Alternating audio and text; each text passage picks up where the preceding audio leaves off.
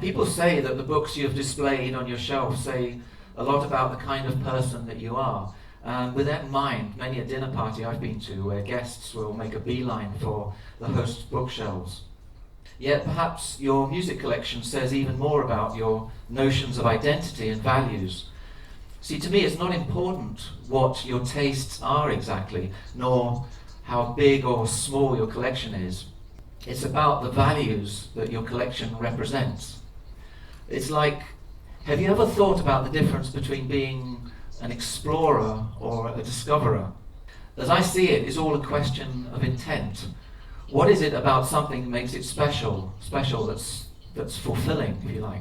When I make music, I want to take people, or take a person to an unfamiliar place, and I use the metaphor to drag them into the woods.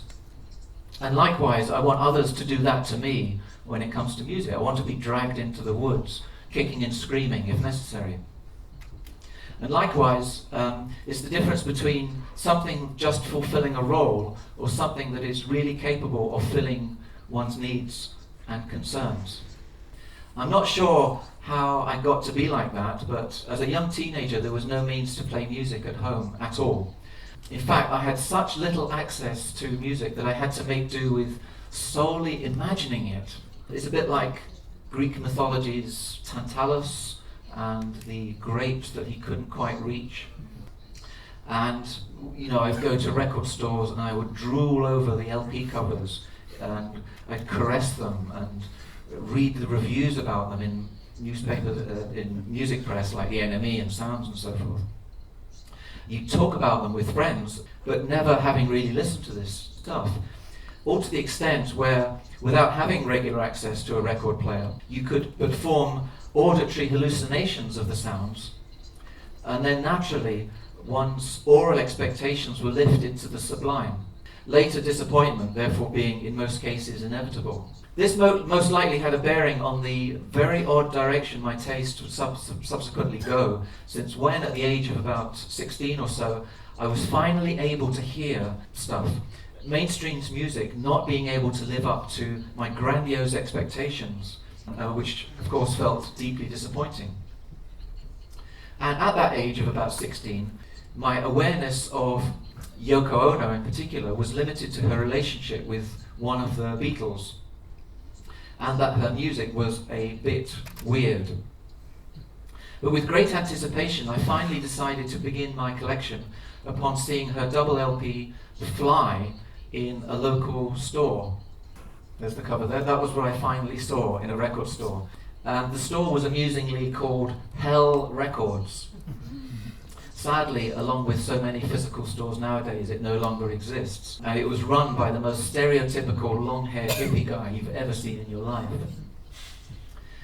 So I saw this, and it was so exciting to see this. When you set eyes upon something that you know you have to have, something in front of it you immediately know has to be yours, and you can't stop thinking about it till you get it, till you get to take it home with you. You know that feeling? It's like the feeling that's deep inside you that this is what you want, and you know you must get it before it becomes somebody else's. Yeah, the more you think about it, the more you want it, and the more you want it, the more you think about it, and so the loop goes on. I say that because it was this case the luscious gatefold US Apple edition copy. That's the back of the LP, which I found curiously erotic at that time. And it had these very reassuring thick board covers that you got from American imports. European LP sleeves were much thinner, the cardboard was less satisfying. And these things like packaging materials are very important to the collector. So anyway, after paying for it and taking it home, it was really the songs on the more avant-garde second disc, featuring Fluxus artist Joe Jones' incredible self-playing instruments, that blew my mind and began to firmly mould these values that I initially referred to. I'm going to play a little piece from there so you can hear some of that.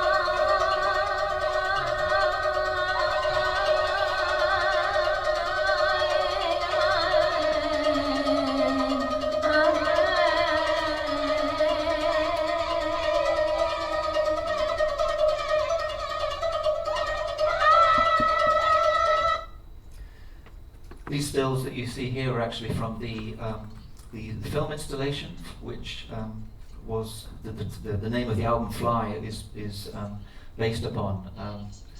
It's an incredible film if you ever get the chance to see it. I mean, in fact, her films are just as amazing as her sound work is, in my opinion. Indeed, almost immediately from this point on, I thus became quite ruthlessly purist and idealist about what deserved to be in my collection and what didn't, and would, with an admitted degree of arrogance, judge other people's collections and tastes using the same set of criteria. In other words, it wasn't about what you like or don't like, aesthetically speaking. Respect from me came from your purity of adventurous intent, and filtering, disrespect, from your lack thereof. Today I still look for that as a critically important shared value in others' collections. Some of the people I first met in London in 1979 were great examples of this.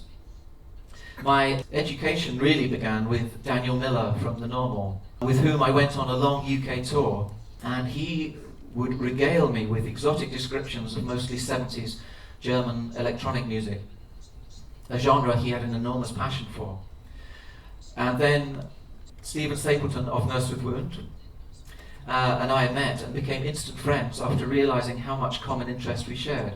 He in particular had already built up an enormous collection of rare vinyl he'd acquired from his travels on the European mainland, and he too, coincidentally, was a committed Yoko Ono fan.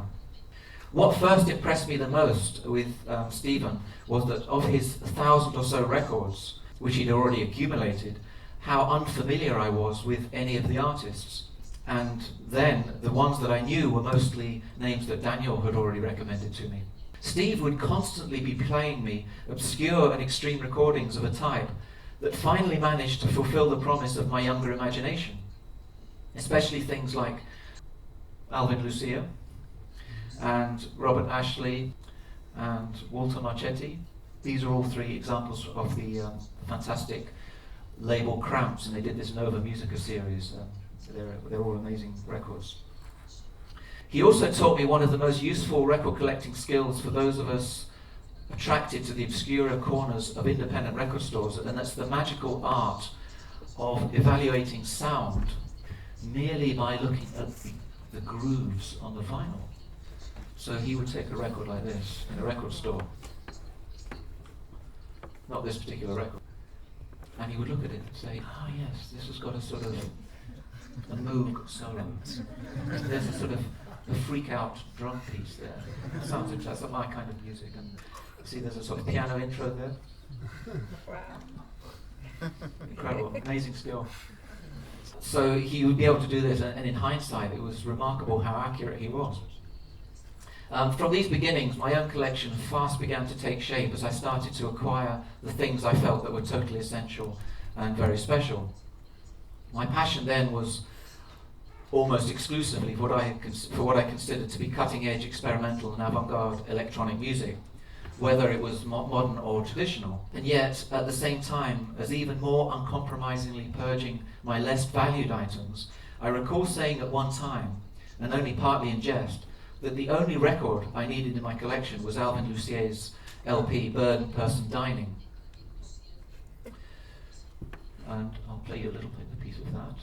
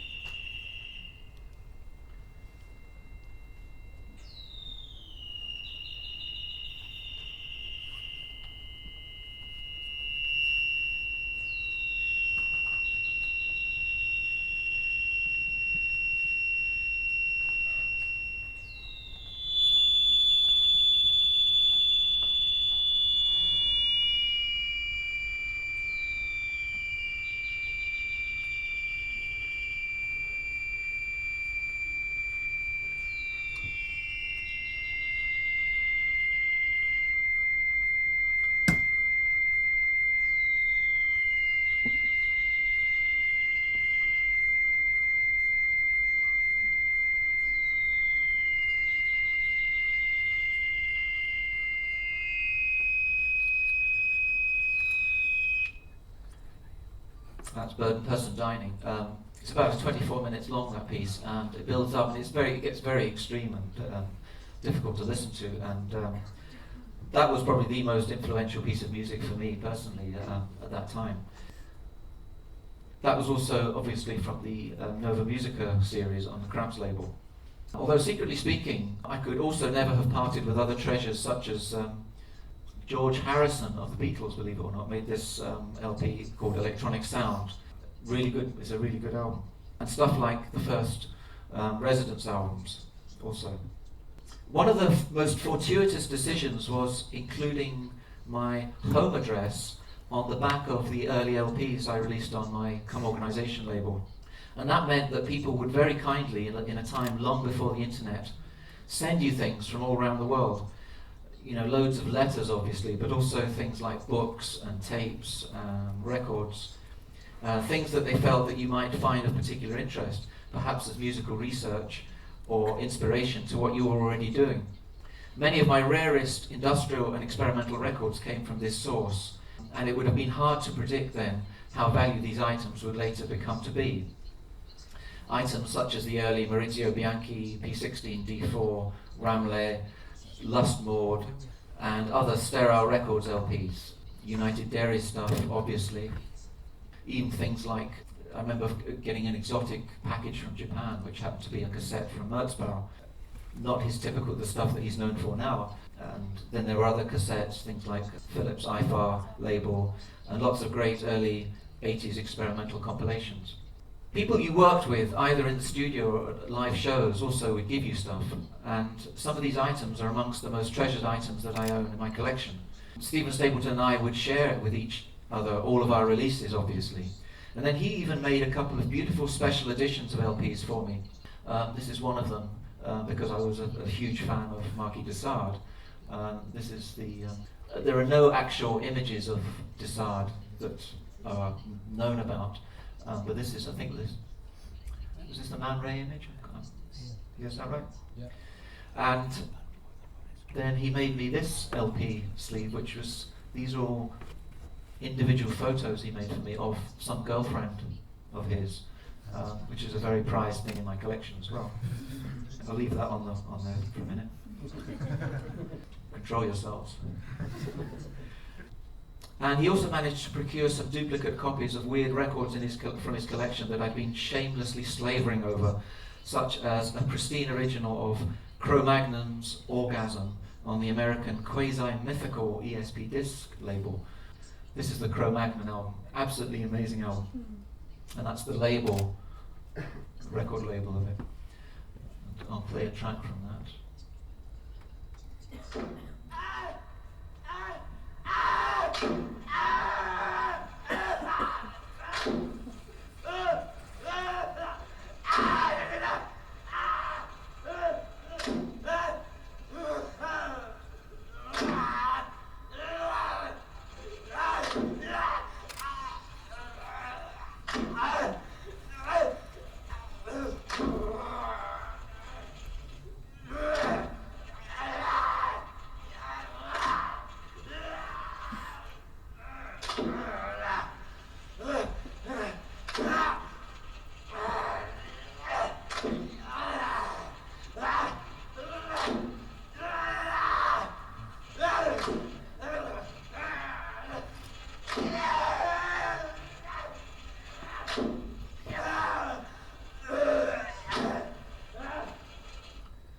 That piece is called Ritual Feast of the Libido.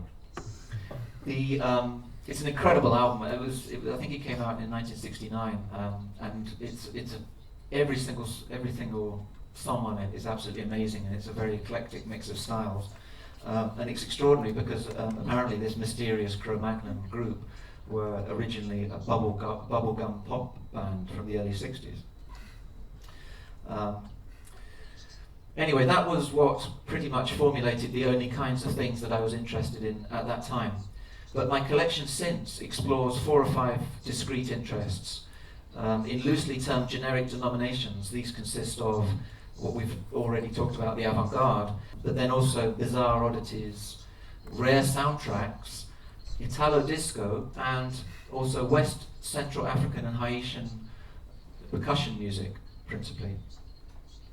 If there's a link between these seeming eclectic interests, then it's probably once again owing to this sense of adventure, of belonging to a special domain that lies far from the mainstream.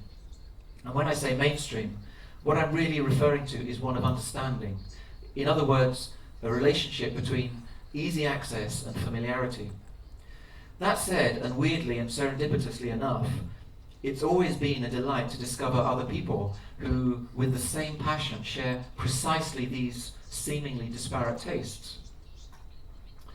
So, what kind of bizarre oddities am I referring to? Well, these mostly include records that I discovered in the early 80s from traveling around Europe and the United States on tour, or that people had kindly sent to me at the Come Organization label.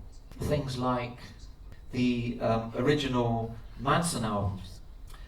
It's a very rare Spanish movie play edition with gatefold and the lyrics are inside here. By the way, Manson, I mean Charles Manson, not Marilyn Manson. You can see all the lyrics here, and it's a beautiful edition, unlike the more common bootleg version that came out in the States. Then also there was the Psychedelic Experience, which is a spoken word LP by Timothy Leary, which, as you can see, comes in this wonderfully brash pink sleeve. And also things like I had records of Japanese martial music from the Second World War, and also there was a record of the Langley School's choir I had, which is essentially school children singing unaccompanied versions of 60s rock songs. I'll give you an example of that.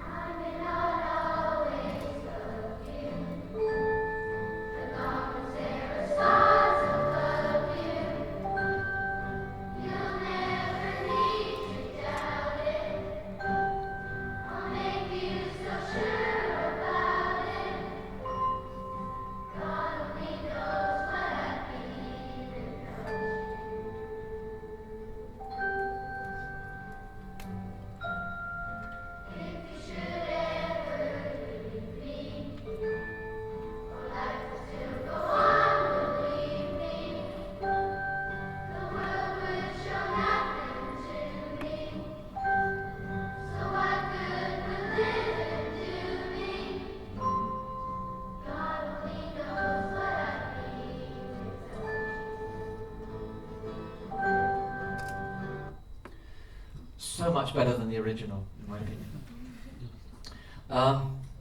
The love for Italo disco, the love for Italo disco began, coincidentally enough, in this enchanting city of Barcelona, before I even knew what it was. In fact, in those days, nobody referred to it as Italo disco. We're talking about 1983, 1984, and this double LP that was released in Germany of Italian disco music they just called it electric dance music, with this wonderful sleeve here, and it was only later when it was, in fact, this very same label, ZYX, which was a sort of avant-garde krautrock label from the 70s, started releasing these Italo disco. They coined the term Italo disco. That it was a German expression for a genre of music that was coming out of Italy. But anyway, in Barcelona, I would listen to the local radio stations on a little FM radio I had, and came to love the unfamiliar electronic pop music they'd be playing so much at the time, and with its cute, broken English lyrics and seductive synth sounds. And a few years later, I came across a large cache of these maxis at bargain prices in an amazing used record store in Switzerland. Artists like, that's Doctor's Cat, Baby's Gang. In fact, this is the original version of it. It's the same sleeve there. Kano is another name. Number One Ensemble, Vivian V, Miko Mission. This is Artificials with this incredible sleeve. I think it's absolutely amazing. Notice the SPQR. Remember that? Isn't that the Senate and people of Rome? I can't remember my Latins. It's a bit rusty these days. And this is a sort of for the late 70s, I Signori della Galassia, and come to that in a minute. And I bought literally as many of these things as I could physically carry, and have been an avid collector of it ever since. And with Italo disco in recent years becoming insanely hip, a lot of them are now extraordinarily rare and sought after. Indeed, they're some of the most highly valued items in pop music. This LP alone I've seen being sold for £200 or £300, which is about 200 or 300 euros, I guess. The origins of Italo disco are as fascinating as they are enigmatic, and it's a genre almost completely undocumented in books or visual documentaries or films. Although a friend in London of mine is currently working on one, and to which I'm actually going to contribute a chapter.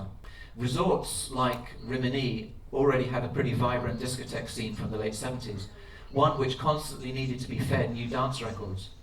And since typically these were from the USA, there was a twinfold problem for DJs of extremely high import costs owing to a very weak exchange rate, plus the rapid decline in disco in the United States after the reactionary conservative backlash against it. This in turn must have encouraged music making in Italy, and it became a totally viable proposition with the arrival of affordable electronic music technology and a growing tradition of independent labels and small pressings.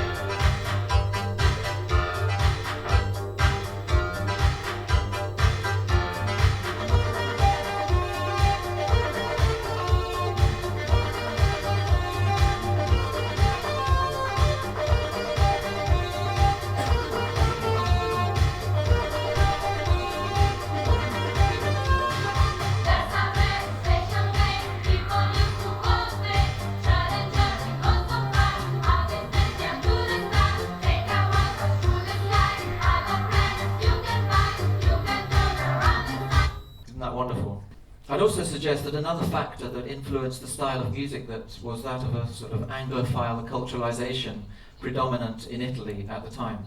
Hence the English lyrics and the obvious influences from early British and American pop syntax.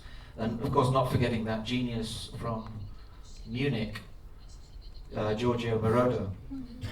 I love this picture of him with Donna Summer. And of course the American disco artists had to travel to Munich to do all the recording with him, rather than the other way around. He didn't go to the States, they came to him.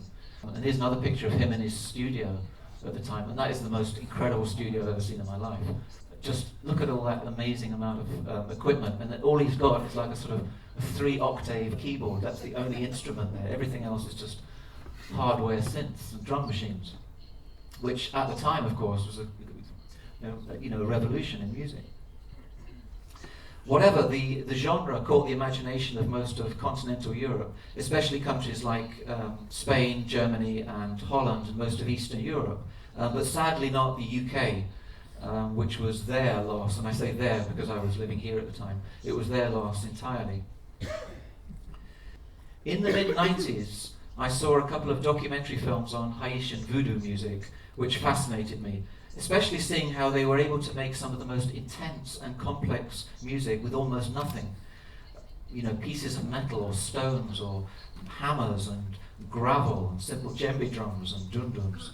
And certainly none of the technology that we're addicted to here. And from that moment on, I wanted to hear as much as possible of this kind of sound, but not the despicable world music crap that the mainstream gives to us as being representative of Africa. What an insufferable arrogance to assume that there is an our music and then there's a world music. No, this was the real thing to me. My personal taste centres on the region of Ghana and the Congo and Haiti, obviously, as well. And it has been a great influence on my own music making ever since, both in White House and also even more obviously the Cut Hands project, which I've been working on for the last 4 or 5 years. And after all these years in the making, I finally completed it, and here's a very bad JPEG of the cover. The African and Haitian material is the most difficult to get of all of these categories. Luckily, I have a couple of contacts that are more knowledgeable about it than I am, and who can procure things for me. Much of it is released as rare field recordings from as far back as the 1950s, and doesn't exist outside libraries or academia. Favourites right now include the Ghanaian funeral field recordings by the Ashanti and Iwi tribes, released on John Zorn's affiliated Avant label in Japan, or recordings made way back in 1952 of the Mbuti Pygmies from the remote regions of eastern Belgian Congo, made available by the International Library of African Music based at Rhodes University in South Africa. Also Les Tambours de Brazza, their 2000 album Contre-jour, was a major discovery for me. I'll play a little bit of the Les Tambours de Brazza.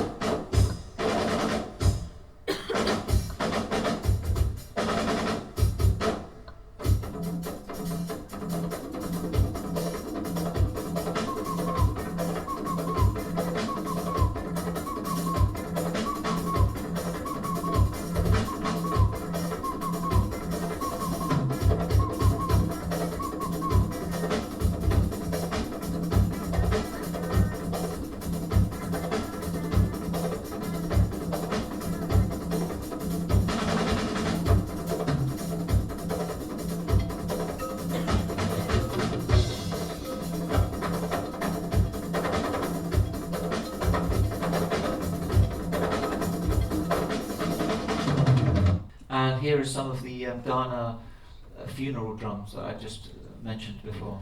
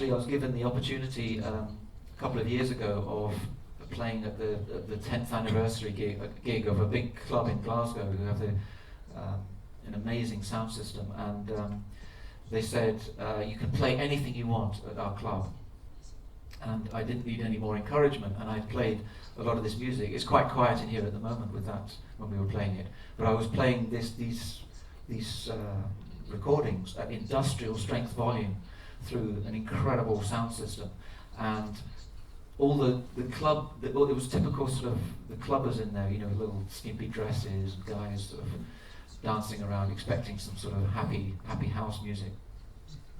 And I played an hour of that music, but after their initial shock, it was amazing the response that was created when you listen to that really loudly. And people were literally, there were about 1,000 people there, people were literally starting to sort of froth at the mouth. It was absolutely incredible. Never seen anything like it. It's actually a pity that there aren't more opportunities to hear that music in that kind of way. In addition to the field recordings, I collect Fela Kuti, the hero of Afrobeat, particularly the 70s releases like Noise for Vendor Mouth, Zombie, and International Thief Thief. Not just the music, but the covers and artwork artwork, as you can see here, is astounding as well. There's also US group Anti-Balas. Their recent Security album is a worthy contemporary continuation of Fela Kuti's Afrobeat tradition. That's more Fela Kuti, and then this is the Anti-Balas recording. Don't know if anybody ever heard that. It's very, very good. It's worth my interjecting that as far as African music is concerned, none of the usual criteria about formats and condition or even recording quality applies. It's purely and simply about getting access to and hearing the music. Interestingly, audio cassettes are still a widely used medium there in Africa. I have stuff on records, some of which are library recordings, CDs, tapes, and even the dreaded MP3s. And I treasure it all equally. I've never had the chance to visit Africa, even though White House were once invited to do a couple of concerts in Angola, which would have been awesome if it had worked out. Can you imagine what that would be like? Nevertheless, I did have a wonderful contact in Madrid, an amazing Cuban guy who'd worked with tribes and villages in the Congo for the United Nations for a couple of years. And he was an incredible fount of knowledge into the relationship between music and ritual there. He was also able to get me some incredible Congolese art pieces and sculptures that probably shouldn't have been allowed out of the country. With me, soundtrack LPs need to satisfy 3 criteria. Firstly, to be an exotically memorable film, feature music that I love, and that the record also be impossibly difficult to find.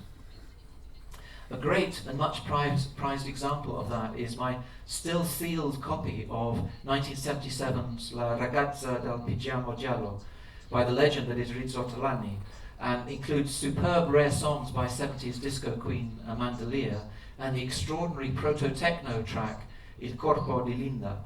This LP is not even, this is it here, it's not even listed at discogs.com.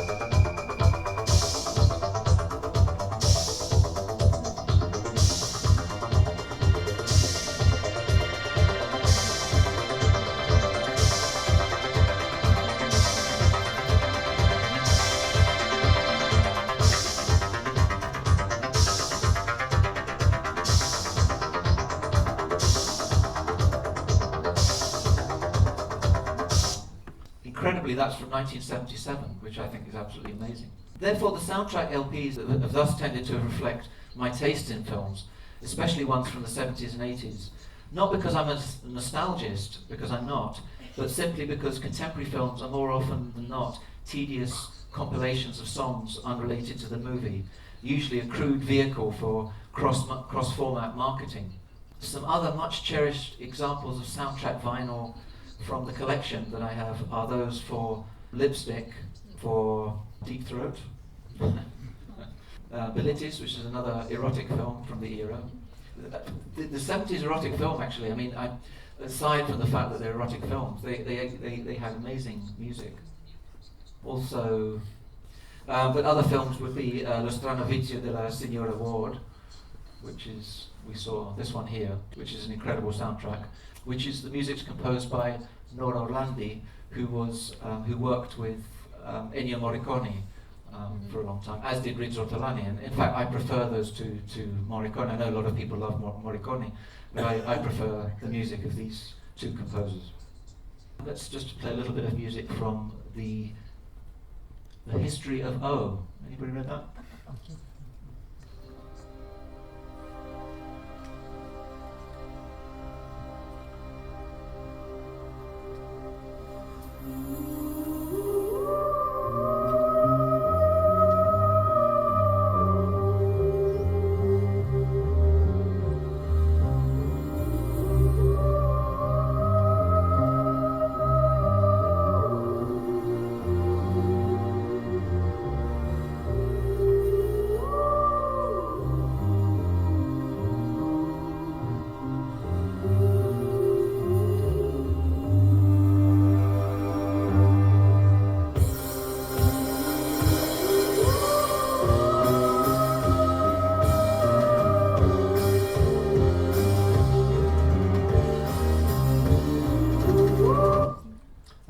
This next piece is from Bennett.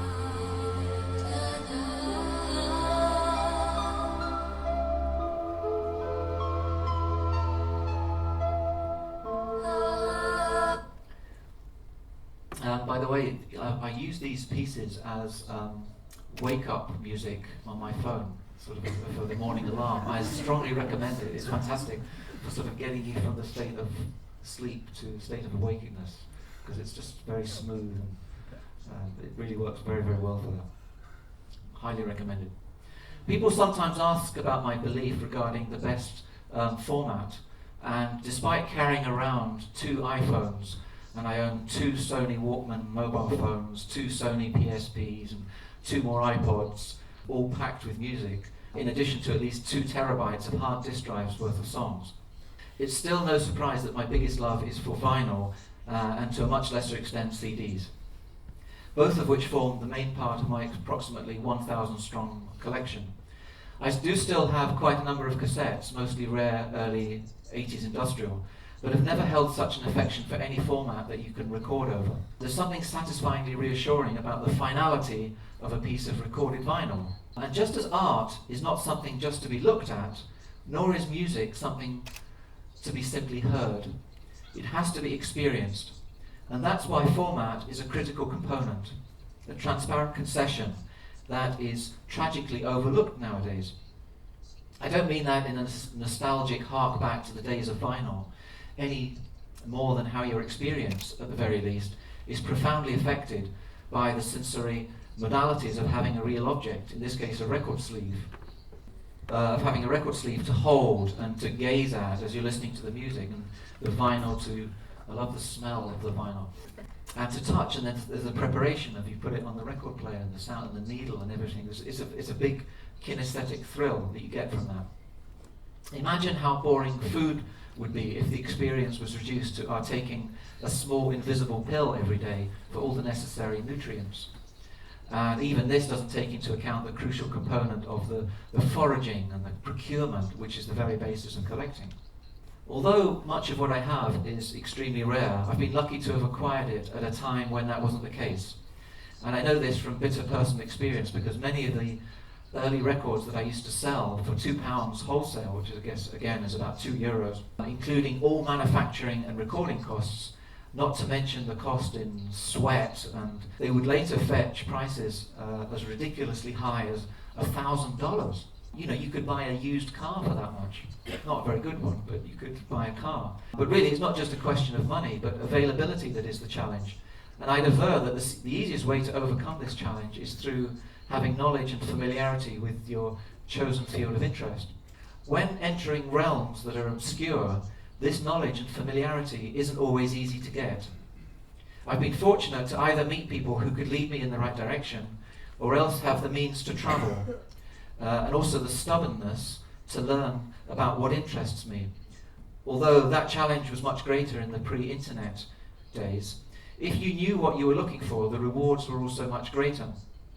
You could find the most wonderful gems for cheap prices and not be in so much worldwide competition with other collectors. It's perhaps just a little bit too easy now to do it all by mail order. Speaking of record stores and the fact that they're sadly almost extinct now, you worry a little bit about the fate of the weird, often bearded staff who used to work in them, like lords of some Tolkien fantasy Middle Kingdom.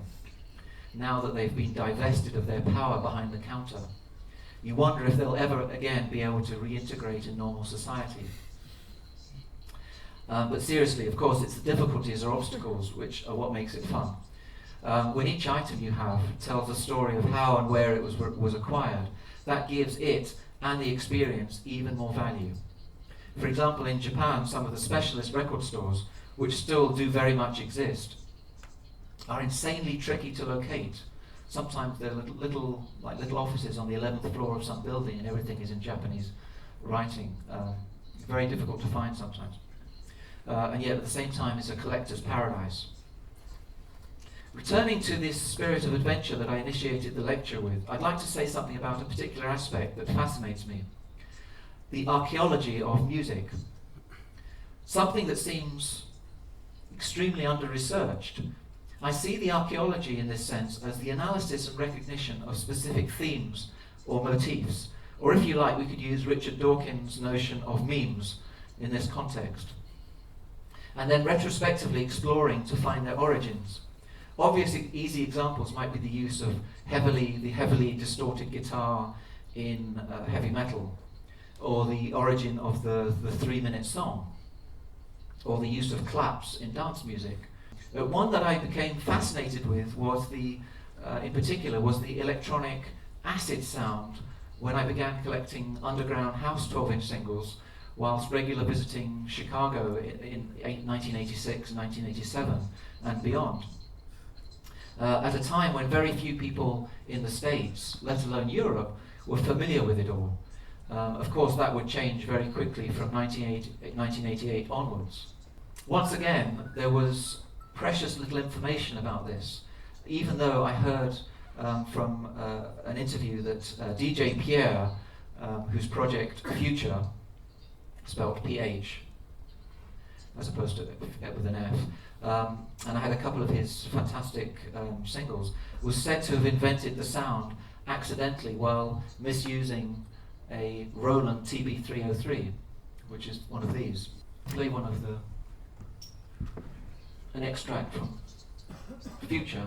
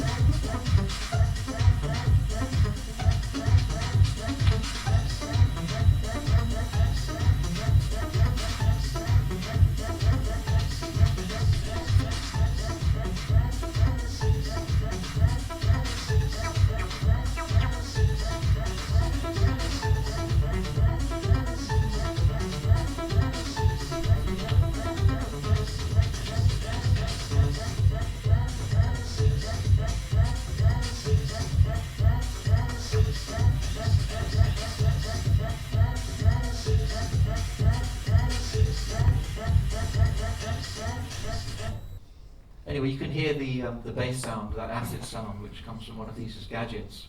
You just basically twiddle those knobs at the top. And I wondered who used the term first and on what record. You know, it's a really fantastic sound, although of course it's a cliche now and it was overused. But when you first heard it, it was fascinating to know where this came from. And it was later, by chance, I made the fantastic archaeological discovery of earlier examples of this sound on Italo disco records, which nobody had seemed to mention.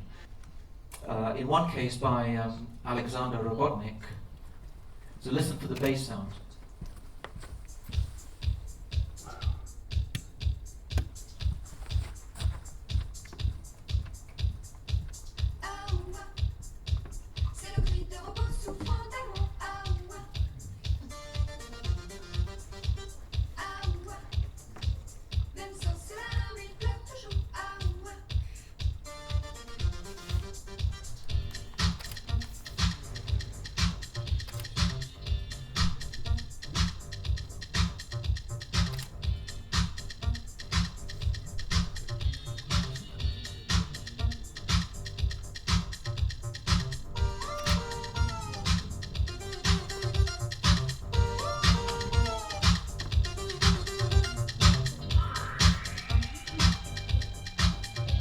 So you can hear the bass sound, it's essentially the same sound in the background.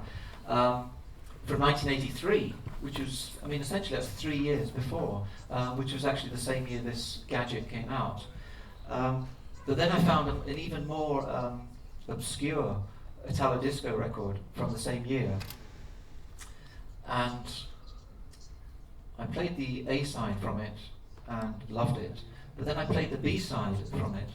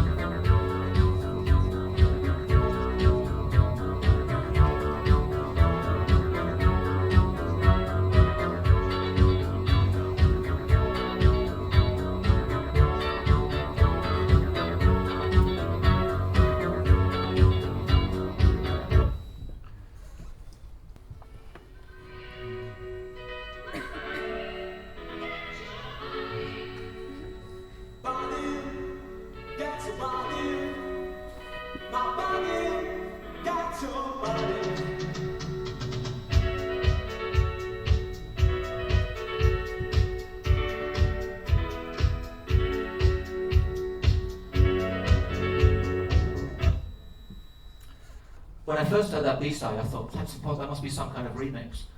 It couldn't possibly be from 1983. But of course, the label has 1983 on it. It came out, it was pressed in 1983. It was incredible to realize that was actually from 1983. And more than that, it was clearly to my ears that it not only contains an intro and a middle eight with this acid sound, but the singing and the chorus lyrics are a sort of weird pre-echo of the ubiquitous early house phrase, jack your body, which we saw here. Body, get your body. I mean, it's not actually a typical Italo disco lyric. There's something unusual about it. And this early house phrase, jack your body, which is essentially the style of, referred to the typical style of dancing, which was jacking. And jacking is essentially English for masturbating, or slang for masturbating. So when people danced to this music, it was you masturbate your body essentially. And that's what it kind of looked like. But the echoes from this were and even the piano parts, you would think on the original version, you'd think must have influenced Marshall Jefferson on the house music anthem, Move Your Body, and others on other early house records. It seems unlikely now that highly obscure Italian electronic music could have had such an influence. But do remember that disco, thanks to the then reactionary conservatism of rock music, and there was a lot of homophobia added to that, had become pretty much a taboo in the United States in the early 80s.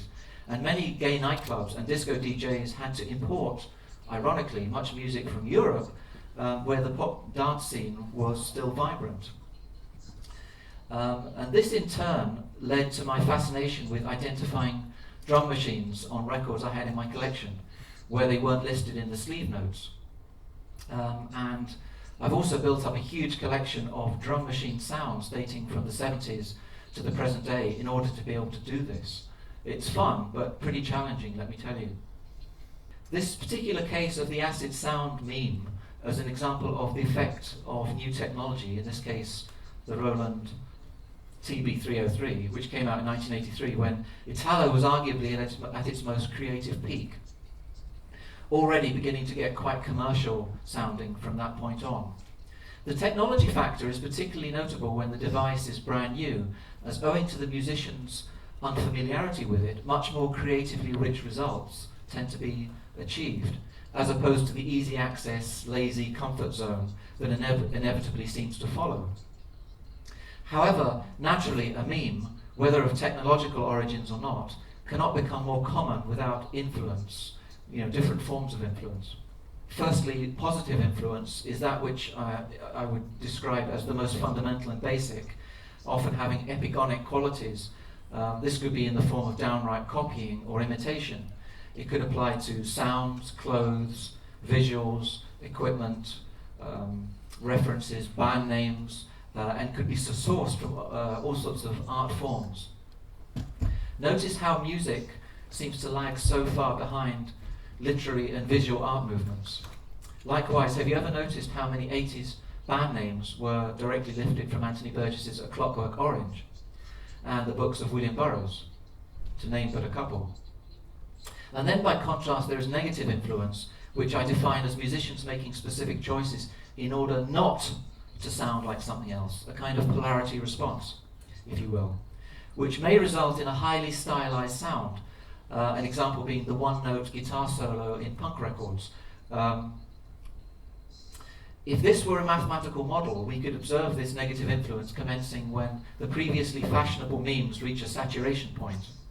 This is very common and obvious in the world of clothes fashion itself, and what very recently was considered super cool and trendy suddenly becomes something you have to avoid, and so it goes on, just like a teenage daughter might deliberately avoid wearing the clothes in the style of her mother. And this model of negative influence is similar in music, albeit in slightly different manifestations. Further to this, a theory I have, and by the way, I have plenty of those. I do like to punish people with my theories and metaphors. I have a theory about influence in general, which I find quite intriguing, if true, and this applies to art beyond music, that an artist appears incapable of admitting to their primary influence and will only articulate secondary or tertiary influences, in other words, less critical ones. Owning up to the primary influence, even to themselves, appears to take too great a toll on the artist's illusion of identity to be admitted to.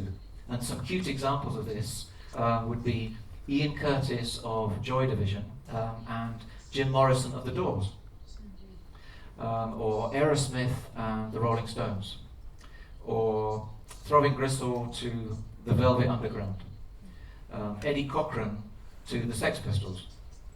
And so it goes on and on and on in a never-ending cycle. And it's kind of obvious when you think about it.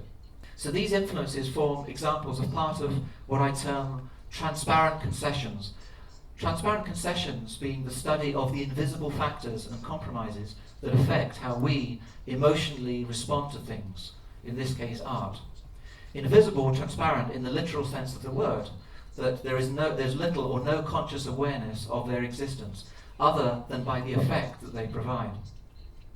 They may have been intentionally or unintentionally applied by the artist. It also forms the basis of my idea that a piece of art functions to all effects not from what we consciously perceive, but through everything that we are unable to consciously notice, including the artwork itself.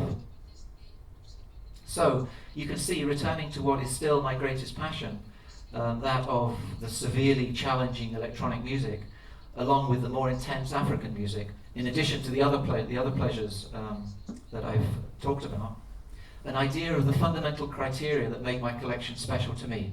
My records are not trophies, they are an exotic domain to explore, full of functional breathing entities from which I take rich inspirational source and satisfaction in all kinds of ways. Thank you very much.